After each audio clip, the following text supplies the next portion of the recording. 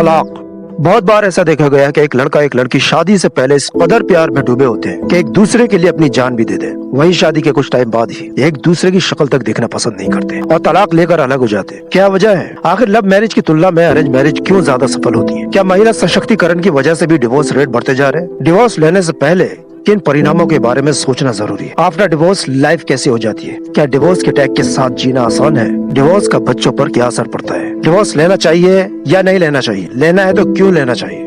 आज इन्हीं पहलुओं के मद्देनजर जो भी मैंने रिसर्च से पाया है वो आपके सामने पेश करूंगा। मैं तलाक की दर। अपनी संस्कृति और सामाजिक नैतिकता के प्रति भारत के सम्मान को स्वीकार करते हुए कोई भी अनुमान लगा सकता है कि भारत में तलाक की दर बहुत कम है। ये जानकर और भी ताज्जुब होता है कि भारत में तलाक की दर दुनिया में सबसे कम है। आंकड़े बताते हैं कि 100 में से केवल एक भारतीय विवाह तलाक तक पहुँचता है, जो अमेरिका की 50% शादियों की तुलना में काफी कम है। हालांकि भारत ये दावा करता है कि लगभग 100% शादियां सफल होती है। लगभग 20 साल पहले भारत में तलाक की दर ना के बराबर 5% थी। आने वाले वर्षों में भारत में तलाक की दर तेजी से बढ़ने की उम्मीद है। महिला सशक्तिकरण। महिलाओं के सशक्तिकरण ने शहरी क्षेत्रों में शादियों को तोड़ने की शुरुआत की है। लैंगिक समानता पर अभियान मतलब आदमी और औरत को दोनों को बराबरी का दर्जा देना। यही बात आदमी और औरत के बीच अहंकार के टकराव को बढ़ावा दे रही है। औरत सोचने लगी है कि उसे पति की, फैमिली की, बच्चों की जरूरत नहीं है। वो अकेले ही अपनी जिंदगी खुशी से जी सकती है। पति नहीं चाहती है औरत, लेकिन मल्टीपल आदमी के साथ अफेयर रख सकती है। 4-5 लड़कों के साथ एक लड़की रात भर घूम सकती है,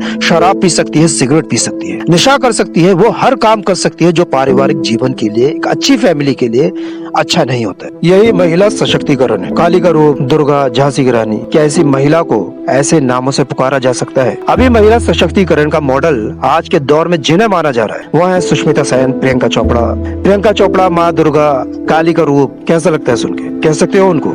औरत हमेशा से शक्तिशाली ही थी। शक्तिकरण के नाम पे शक्तिहीन तो अब किया जा रहा है औरत को। किसी भी प्रोडक्ट का प्रचार करने के लिए औरत को नंगी अधनंगी हालत में खड़ा कर दिया जाता है। इसी को महिला सशक्तिकरण कहा जा रहा है। औरत की जो शक्ति है ना, उसकी शर्म, हया, नजाकत, कोमलता में होती। औरत की अदाओं पर आदमी अपना सिंहासन तक उसके कदमों में डाल देता है। उसी के लिए वो काम करता है। आदमी पैदा ही औरत की गुलामी के लिए हुआ है। बर्बाद हो जाता है एक औरत के इशारे पर। अगर आदमी के पास कुछ न हो तो आदमी की कोई औकात नहीं है, लेकिन औरत के पास कुछ भी न हो लेकिन औरत की बहुत वैल्यू। औरत आदमी को नहीं ढूंढती है, आदमी औरत को ढूंढता है। लेकिन जिस तरह से आदमी और औरत की बराबरी के नाम पर औरत को आदमी के सामने एक कंपटीशनर के रूप में खड़ा कर दिया जा रहा है, इसीलिए भी आदमी औरत में भरोसा नहीं कर पा रहा। आदमी पहले औरत में सुकून महसूस करता था, अभी औरत को टेंशन समझने लगा है। सवाल ये है कि एक म्यान में 2 तलवार रह सकती है क्या? पति पत्नियों को ज्यादा वक्त नहीं देते। महिलाओं की समस्या होती है पति पत्नियों को और परिवार को ज्यादा समय नहीं देते। आधुनिक समय में ये भी तलाक का एक कारण बन गया। अपनी नौकरी की वजह से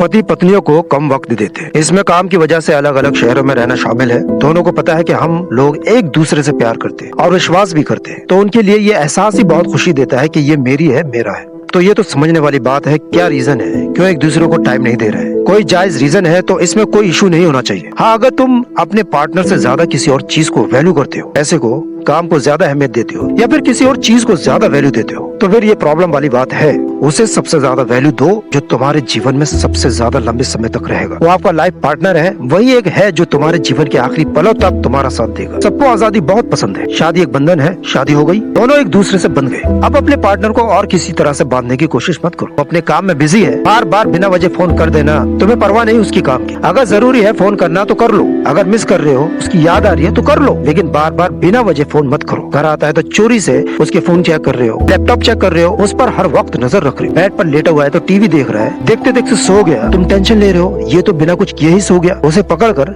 झकझोर कर उठा देते हो, तुम तो बिना कुछ किए ही सो गए, तुम्हारा क्या है? तुम तो बाहर मुंह मार के आ गए होंगे। वो बेचारा हर वक्त तुम्हारी नजर में है, उसकी मोबाइल रिकॉर्ड किए जा रहे हैं, उसका लैपटॉप चेक किया जा रहा है, इसलिए अपने ही घर वालों से बात करने में टेंशन होती है उसे। वो कहाँ जा रहा है, किधर जा रहा है, उसकी लोकेशन ट्रेस की जा रही है, वो कहाँ बेचारा मुंह मारता है। वो छटपटाएगा, परेशान होने लगेगा, बचने लगेगा, वो तुमसे दूर भागने लगेगा। तुम्हारा अविश्वास, बिना वजह का डर उससे वो कराएगा जो तुम नहीं चाहते हो। और अगर वाकई वो गलत कर रहा है और वो एक सही और समझदार इंसान है तो यकीनन तुम्हारा प्यार, तुम्हारा विश्वास ही उसे गलत करने से रोकेगा। बहुत बड़ा कारण है डिवोर्स का। जो ज्यादा नशा करते हैं, ड्रग्स, शराब ज्यादा लेते हैं, उनकी शादियां टूट जाती हैं। शादी से पहले अगर ये पता चलता है कि कोई नशा करता है तो उससे कभी शादी न करें, क्योंकि नशे की वजह से 34.6% तलाक हो जाते हैं। खूबसूरती। बाहरी खूबसूरती को अहमियत देना, इसमें अपने पत्नी या पति का मोटा होना, सांवला होना, दुबला होना, हाई सोसाइटी मेंटेन न करना जैसी वजह है। अपनी बीवी को बीमार, कमजोर, बदसूरत बनाने में सबसे ज्यादा हाथ शौहर का होता है। अगर आप अपनी बीवी का ख्याल रखें तो उससे कम लड़ाई झगड़े करें, उसकी तारीफ करें तो वो जवान, खूबसूरत और हंसती मुस्कुराती रहेगी, वरना 20 साल की बीवी भी आपकी सख्ती से 40 साल की औरत बन जाएगी। खूबसूरती तो कुछ टाइम के बाद सबकी ढलती है, आपकी भी ढलेगी, तब क्या करोगे? हाई सोसाइटी मेंटेन नहीं करती है तो आप अलग कर दोगे। ये मायने नहीं रखता है कि वो आपको प्यार करती है, आपकी शादी हुई है उससे, आपको परवाह नहीं समाज की, आपको परवाह नहीं अगर बच्चे हैं तो उनकी, आपको परवाह नहीं दो परिवारों की जो आप दोनों की वजह से मिले, वो अलग हो जाएंगे। आपको परवाह नहीं उस क्रिएटर की जिसने आपको बनाया, और उसको सबसे ज्यादा तकलीफ होती है जब कोई जोड़ा अलग होता है। उम्मीदों का पूरा न होना, शादी के पहले जो वादे एक दूसरे से किए गए, बाद में उन वादों का पूरा न होना, ये वजह अक्सर उन शादियों में देखी जाती है जिन्हें आप लव मैरिज कहते हो। जो प्यार करते हैं उनको किसी वादे से कोई लेना देना नहीं होता है, वो हर बात से ज्यादा उसे अहमियत देते हैं जिससे वो प्यार करते हैं। लव मैरिज कैसे टूट सकती है? How it is possible? जिन लव मैरिज में शादियों से पहले एक दूसरे से मटेरियलिस्टिक चीजों को लेकर वादे किए जाते हैं, उसे लोग प्यार वाली शादी कहते हैं, जबकि वो प्यार वाली शादी नहीं होती है, आपकी पसंद की शादी होती है। पसंद और प्यार में फर्क होता है। अगर सामने वाला आपके काम का है तो आपको पसंद है। पसंद आप कई लोगों को कर सकते हो, कई लोग आपकी नजर में होते हैं, लेकिन आप उनमें से उसे चुनते हो जो आपकी ख्वाहिशों को पूरी कर सके। और अगर शादी से पहले दोनों में से किसी ने कोई वादा किया है, शादी के बाद वादा पूरा नहीं कर पाते हैं और वादा सच्चा था और कामयाब नहीं हुआ है, तो शादी नहीं तोड़ना चाहिए, एक दूसरे की मदद करना चाहिए। और अगर कुछ धोखा हुआ है, सब झूठा था, तो आप देखिए आगे कैसा रहेगा और सही होगा या नहीं होगा, उस हिसाब से आप फैसला लीजिए। शादी से पहले कई सेक्सुअल रिलेशनशिप और शादी के बाद एक्स्ट्रा मैरिटल अफेयर की वजह से 59.6% तलाक हो जाते हैं। शादी से पहले लव अफेयर ब्रेकअप से भी शादी टूटने की चांसेस ज्यादा बढ़ जाते हैं। शादी से पहले जिनके कई लव अफेयर्स होते हैं या रिलेशनशिप में होते हैं, एक्स्ट्रा मैरिटल अफेयर भी ऐसे ही लोगों के ज्यादा होते हैं। उनकी शादी में अगर कोई अड़चन आ जाती है, किसी भी तरह की कोई प्रॉब्लम आ जाती है, वो जल्दी से हार मान जाते हैं और वो अपनी शादी को खत्म कर देते हैं, क्योंकि उनको लगता है कि उनके पास बहुत ऑप्शन है। वो फिजिकल रिलेशन को बहुत ज्यादा वैल्यू नहीं करते हैं। फिजिकल रिलेशन के लिए उनको कोई भी मिल जाता है। शादी से पहले जिनके रिलेशन नहीं होते, जो लव अफेयर नहीं रखते हैं, वो शादी के बाद अपने पार्टनर के प्रति बहुत ज्यादा लॉयल होते हैं। फिजिकल रिलेशन की बहुत अहमियत होती है, उससे एक नया जीवन पैदा होता है। जाहिर है अगर आप इसको इधर उधर ऐसे ही वेस्ट कर देते हो तो आपकी नजर में शादी की भी उतनी अहमियत नहीं होगी जितनी कि उस इंसान की नजर में होती है जो ये चाहता है कि उसका फिजिकल रिलेशन भी उस इंसान के साथ हो जो उसका लाइफ पार्टनर हो। इसलिए शादी के लिए ऐसे इंसान को ढूंढो जिसके अफेयर्स न रहे हो। ये बात फीमेल में जरूर देखो, बाकी आगे आपकी किस्मत। कुछ केस ऐसे भी होते हैं शादी से पहले कोई सेक्सुअल रिलेशनशिप में इन्वॉल्व नहीं है, लेकिन शादी के बाद उनके भी एक्स्ट्रा मैरिटल अफेयर हो जाते हैं। उनकी कुछ और अलग वजह होती है। तलाकशुदा से कभी शादी न करें। एक ऐसी कुंवारी लड़की जो शादी से पहले कई अफेयर्स रख चुकी हो, उससे शादी करने से कई ज्यादा बेहतर है कि आप एक मजबूत किरदार वाली तलाकशुदा या विडो से शादी कर लें। उसकी तलाक की वजह जरूर पता लगा ले। आपको लगे कि तलाक लेने में उसकी गलती है, उसका शौहर सही था, तो उस औरत से शादी कभी न करें। पति का एक्स्ट्रा मैरिटल अफेयर है तो आप शादी तोड़ना चाहते हो। लड़की को शादी होने से पहले, शादी होने के बाद और शादी टूटने तक ये गलत फहमी होती है कि उसे बहुत लड़के देखते हैं, उसे तो कोई भी लड़का मिल जाएगा। टाइम पास के लिए आपको कोई भी लड़का मिल सकता है, लेकिन तलाक के बाद शादी बहुत मुश्किल हो जाती है। आपको लगता है जिससे आप सेकंड शादी करोगे उसके साथ कोई भी दिक्कत किसी भी तरह की नहीं होगी, ये भी बहुत बड़ी गलत फहमी है। मैं तो यही कहूंगा कि आप कोशिश करो कि आपका पति एक्स्ट्रा मैरिटल अफेयर से बाहर आ जाए। जितनी तकलीफ आप महसूस करते हो उससे ज्यादा जुल्म वो अपने आप पर कर रहा होता है। मर्द औरतों को तोड़ना, उन्हें रुलाना छोड़ देंगे जिस दिन वो ये बात समझ जाएंगे कि हजरत मोहम्मद सल्लल्लाहु अलैहि वसल्लम ने फरमाया कि औरतों के मामले में अल्लाह से डरो, अपने पति को उस गुनाह से बचाने की कोशिश करो। आप उसकी जो प्रॉब्लम है उसको सॉल्व करने की कोशिश करो, पेशेंस रखो। प्यार है तो वो आखिरी सांस तक आपके साथ रहेगा। One bad chapter doesn't mean your story is over. Turn your page. कुछ टाइम के बाद सब बदल जाएगा। बड़े फैसले तब होते हैं जब हम खुद के फैसलों के साथ चट्टान की तरह खड़े होते हैं। अगर एक्स्ट्रा मैरिटल अफेयर औरत रख रही है तो उसे तुरंत त्याग दो। आदमी काबू में आ सकता है लेकिन औरत कभी नहीं। पति या पत्नी अगर उनके अपोजिट सेक्स वालों से उनकी दोस्ती है, लड़का या लड़की से, और वो ये कहते हैं कि उनके नॉर्मल फ्रेंड है, तो ये बात उनकी कभी मत मानना, क्योंकि जब बच्चा 7 साल का हो जाता है तो ये हुक्म है कि उस बच्चे को अपनी माँ से अलग सुलाया जाए। एक पाक रिश्ते में माँ और बेटे को अलग कर दिया जाता है, तो सोचिए कोई लड़का और लड़की नॉर्मल दोस्त कैसे रह सकते हैं। दहेज प्रथा। भारत में दहेज प्रथा अभी भी अभिशाप बनी हुई है। ये विवाह के टूटने की एक मुख्य वजह है। जिनके पास देने को है वो दे रहे हैं, खूब दे रहे हैं। एक बारातियों को गाड़ियां गिफ्ट कर रहे हैं, और जिनके पास नहीं है उनकी बेटियां दहेज की वजह से वो घर में बैठी 35 साल की, 40 साल की, 50 साल की हो गई। और जो कर्जा लेकर कर सकते हैं शादी कर रहे हैं। शादी के बाद भी ससुराल या उसके बूढ़े माँ बाप से डिमांड करते रहते हैं। जो लड़के हैं वो भी ये उम्मीद लगाए बैठे हैं कि अब तो शादी होगी, ससुराल से कुछ पैसा मिलेगा, दहेज मिलेगा, तभी उसका फ्यूचर बनेगा। पहले फ्यूचर अच्छी नौकरियों से, अच्छे धंधों से बनता था, अब शादियों से बनता है। ऐसी तो सोच हो गई है। लाखों करोड़ों का खर्च कर रहे हैं सिर्फ दिखावे के लिए, उन लोगों के लिए जो लोग उनके पीठ पीछे फिर बुराई करने लग जाएंगे। कारोबार का पैसा, धंधे का पैसा भी शादियों में लगा देते हैं कि शादियों में खूब खर्चा करेंगे तो उनका नाम होगा, उनकी इज्जत बढ़ेगी।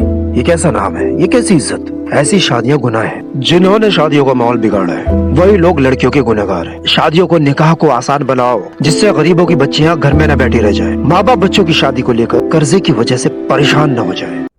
पति ज्यादा कमाते नहीं, महिलाओं की ये शिकायत रहती है कि उनके पति ज्यादा नहीं कमाते, ये परिवार की जिम्मेदारी नहीं उठाते। ये भी देखा जा रहा है कि अब महिलाएं अपने से कम कमाने वाले आदमी से तलाक ले रही हैं। ज्यादातर लड़के लड़कियों से इसलिए दूर हो जाते हैं क्योंकि लड़कियां उनको सेक्स के लिए मना कर देती हैं। रिश्ते से सेक्स को हटाकर देखिए, सेक्स के अलावा आपके पास आदमी को देने के लिए क्या है? क्या आप उसे आध्यात्मिक रूप से सपोर्ट दे सकते हो? क्या आप उसे शारीरिक आर्थिक रूप से सपोर्ट दे सकते हो? क्या आप उसे मानसिक रूप से सपोर्ट दे सकते हो? बस बैग, जूते, कपड़े, सैर सपाटे के लिए पैसे की मांग कर सकते हो जिससे वो बिना वजह का खर्च करता है। क्या आपने कभी उसे बैठाकर उसके भविष्य की योजना बनाने में उसकी मदद की है? एक ऐसी महिला बनने का प्रयास करें जिसको खोने का पुरुष को जीवन भर पछतावा रहे। आपका पुरुष किसी दूसरे पुरुष के सामने आपकी वजह से हारना बर्दाश्त नहीं कर सकता। ऐसी महिला बनिए कि आपका पुरुष किसी दूसरे के सामने कभी आपकी वजह से हार न सके। आप रेडीमेड पत्नी नहीं है तो आप एक रेडीमेड पति की तलाश करना बंद करो। रोटी, कपड़ा, मकान, ये बेसिक जरूरत होती है, ये बहुत जरूरी होता है। इससे ज्यादा जो भी कुछ मिलता है वो एक्स्ट्रा होता है। आपको चाहिए ज्यादा,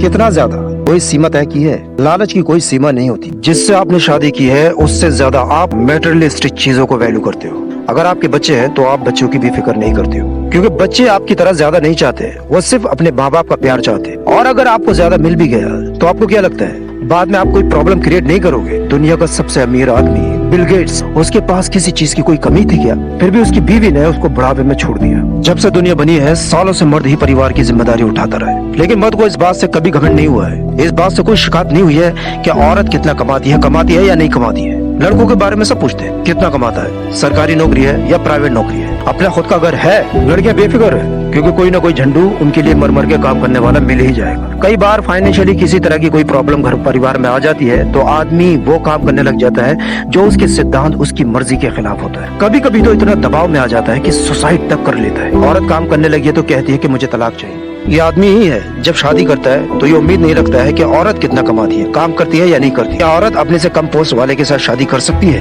कभी आपने देखा है किसी औरत को कोई आदमी अपनी कमाई का ताना मारते हुए? लेकिन औरत कमाती है तो वो ताना जरूर मारती है। वो औरत कभी किसी की नहीं हो सकती जो पीठ पीछे अपने शौहर की बुराई करती हो, अपने शौहर से कोई बात छुपाती हो, अपने शौहर की बात न मानती हो, अपने शौहर से जुबान लड़ाती हो। घरेलू हिंसा, पति पत्नी के बीच होने वाले झगड़े, हिंसा और मारपीट। अगर आए दिन मारपीट, हिंसा हो रही है, पति पत्नी का अलग हो जाना ही बेहतर होगा। हिंसा मारपीट की घटना मैं आपको अपने दोस्त की आप बीती बताता हूँ। लड़का अपने रूम में बैठा है, परेशान है, टेंशन में है, काम धंधे को लेकर, फैमिली, परिवार और कई तरह की टेंशन उसके दिमाग में बुरी तरह से चल रही है। उसकी बीवी उसके पास खड़ी है, उससे कुछ ऐसी बातें बोल रही है जिससे वो टेंशन में आ रहा है और वो बोल रहा है, बार बार बोल रहा है कि प्लीज मुझे अभी ये बात मत करो, मैं बहुत टेंशन में हूँ, परेशान हूँ, मैं बाद में बात करूंगा। लेकिन वो मान नहीं रही है। वही क्वेश्चन, वही सवाल उसे बार बार रिपीट की जा रही है। उसकी वजह से लड़के का दिमागी संतुलन खराब हो जाता है और वो गुस्से में एक थप्पड़ अपनी बीवी को मार देता है। थप्पड़ खाते ही वो शांत हो जाती है। जब कभी उसकी बीवी के साथ उसकी कोई टेंशन हो जाती थी, कोई आर्गुमेंट जैसे हालात पैदा हो जाते थे, तो वो घर के बाहर जाने की कोशिश करता था ताकि जो आर्गुमेंट चल रही है, कोई टेंशन पैदा हो रही है, वो खत्म हो जाएगी। लेकिन महिला उसे बाहर नहीं जाने देती थी, घर का दरवाजा घेर कर खड़ी हो जाती थी आर्गुमेंट करने के लिए। बहाने से लड़का टॉयलेट में जाता था तो टॉयलेट के दरवाजे के पास चिल्लाती थी, बाहर निकलो, पहले मेरी बात सुनो। बाहर जाने नहीं दे रही है, टेंशन खत्म करने नहीं दे रही है, इसलिए उसने आज पहली बार चिड़चिड़ाहट में हाथ उठा दिया। और लड़के को इस बात की बहुत तकलीफ होती है कि उसने उसको हाथ कैसे मारा। 4-5 सेकंड के अंदर ही इस टेंशन में वो बेड पर खड़ा होकर बहुत ही फुर्ती से चलते हुए फैन में अपना हाथ मार देता है, बिना परवाह किए कि उसका हाथ खराब हो सकता है। उसकी उंगली कट जाती है, बहुत खून बहता है। महिला उसके पास भागती है और उसके हाथ में कपड़ा बांध देती है और कहती है, मैं तुम्हें कभी परेशान नहीं करूंगी, कोई टेंशन नहीं दूंगी। लेकिन हालात हमेशा वही रहते, कुछ नहीं बदलता।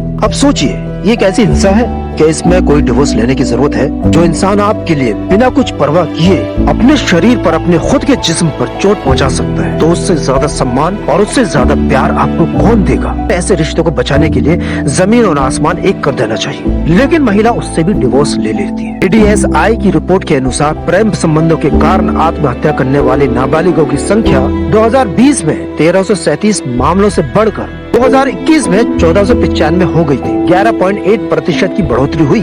शादी से पहले एक दूसरे के लिए जान दे देते हैं, एक दूसरे के लिए घर बार सब कुछ छोड़ देते हैं, सारी यातनाएं सब कुछ बर्दाश्त कर लेते हैं। शादी से पहले आत्महत्या कर लेते हैं, लेकिन शादी के बाद एक दूसरे की छोटी छोटी बातें बर्दाश्त नहीं कर पाते। जो शादी से पहले आत्महत्या से बच जाते हैं वो लव मैरिज कर लेते हैं, लेकिन सोचने वाली बात यह है कि पूरी दुनिया में उन्हीं शादियों में से 50% शादियां लव मैरिज वाली खत्म हो जाती, और तलाक के बाद उन्हीं में से कुछ लोग सुसाइड कर लेते हैं। मियाँ बीवी के घर वालों का ज्यादा दखल। शादी के बाद मायके या ससुराल वालों का मियाँ बीवी के मामले में ज्यादा दखल देना भी परिवार के टूटने की वजह बनता है। खासकर लड़का लड़की की माँ के जरिए अपना बेटा बेटी को हर काम में सलाह देना परिवार के संबंध में दरार लाता है, बाद में तलाक का कारण भी बन जाता है। अक्सर ससुराल में ऐसा देखा जाता है कि लड़की की माँ और उसकी बहन लड़की को टॉर्चर करने लग जाते हैं, जबकि उन्हें उससे ज्यादा मोहब्बत करनी चाहिए कि ये वो शख्स है जो हमारे सबसे अजीज, हमारे सबसे खास इंसान, हमारे भाई, हमारे बेटे के साथ सारी जिंदगी रहने वाली है, उसका ख्याल रखने वाली है, आपके वंश का नाम आगे बढ़ाने वाली है। ऐसे ही लड़की और लड़की की माँ को समझना चाहिए। लड़की की माँ को बार बार किसी भी मैटर में दखल अंदाजी देने से ज्यादा बेहतर ये है कि वो अपनी बेटी को ये समझाए, बेटी जिस शख्स के साथ तेरी शादी हुई है, जितनी इज्जत तू उसको देती है उससे कम उसके माँ बाप को मत दे, उससे ज्यादा ही देना। पौधे की जड़ में पानी न लगाओ तो पौधा सूख जाता है। लड़के के माँ बाप उसकी जड़ है, उसके माँ बाप को इज्जत नहीं देगी तो वो तुझे इज्जत कभी नहीं देगा। तलाक के पछतावे और उन्हें कैसे रोके। 22 जुलाई 2023 में शोध से पता चलता है लगभग 30% लोगों को अपने तलाक पर पछतावा हुआ। लगभग 27% महिलाएं और 32% पुरुषों को अपने तलाक पर पछतावा हुआ। धोखाधड़ी की वजह से जो जल्दीबाजी में तलाक ले लेते हैं उनको पछतावा ज्यादा होता है, क्योंकि वो जल्दीबाजी में तलाक लेते हैं। तलाक का मामला, शादी का मामला बहुत ही नाजुक मामला है। आप किसी भी ऐसे इंसान से सलाह न लें जो आपका रिश्तेदार है, आपका दोस्त है, जो इस दुनिया में बुरी तरह से फंसा हुआ है। जो खुद फंसा है वो आपको सही सलाह नहीं दे सकता। अगर तलाकशुदा है और अगर वो लेडी है तो उससे तो बिल्कुल बचे, उससे अपने बारे में डिस्कस ही न करें, उसको अपने बारे में बताओ ही मत, क्योंकि वो तो यही चाहेंगे कि तुम उनके जैसे हो जाओ, लेवल बराबर हो जाएगा। अगर वो आपका हमदर्द भी है तो भी वो आपको सही सलाह नहीं दे पाएंगे, क्योंकि जो आप उन्हें बताओगे गुस्से में ही नेगेटिव ही बताओगे। वो आपकी बात सुनेंगे और नेगेटिव ही उनके रिएक्शन होंगे। आपके लिए आपसे बेहतर और सलाहकार कौन हो सकता है? क्या आपके पार्टनर को वो आपसे ज्यादा जानते हैं? क्या आपके पार्टनर के साथ वो आपसे ज्यादा रहे? आपको पता है कि उसका रिलेशन आपके साथ कैसा है? वो कितनी इज्जत देता है आपको? वो कितना प्यार करता है, कितना नहीं करता है, कितना वो सीरियस है आपके लिए? क्या वो इतना बुरा है कि उसके साथ जिंदगी नहीं गुजारी जा सकती? क्या उसकी बुराइयां उसकी अच्छाइयों से कई गुना ज्यादा है? ये सब एक पेपर पे लिखो। ऐसे सवाल खुद से अकेले में करो, फिर सही जवाब आएगा। याद रखो, मन शांत रख कर ही हम सही और गलत का निर्णय ले सकते हैं। क्रोध में केवल वही दिखता है जो हम देखना चाहते हैं। फिर भी अगर सलाह लेनी है तो एक ऐसे इंसान से ले सकते हो जो इबादतगार है, नेक है, परहेजगार है, जो दुनिया के झंझटों में बहुत ज्यादा उलझा हुआ नहीं है। जैसे सूफी संत, एक स्पिरिचुअल इंसान अच्छी सलाह आपको दे सकते हैं। डिवोर्स के लिए औरतें आदमी से ज्यादा इनिशिएटिव लेती हैं। 70% औरतें डिवोर्स के लिए फाइल करती हैं। डाइवोर्स आदमी के लिए ज्यादा ट्रॉमेटिक होता है और औरत से ज्यादा तकलीफ आदमी को होती है। औरत जल्दी मूव ऑन करती है। रिसर्च से पता चला है लोग जो उम्मीद करते हैं आफ्टर डाइवोर्स उनके दुख खत्म हो जाएंगे, एक अच्छी खुशहाल जिंदगी होगी, वैसा नहीं होता है जैसा वो सोचते हैं।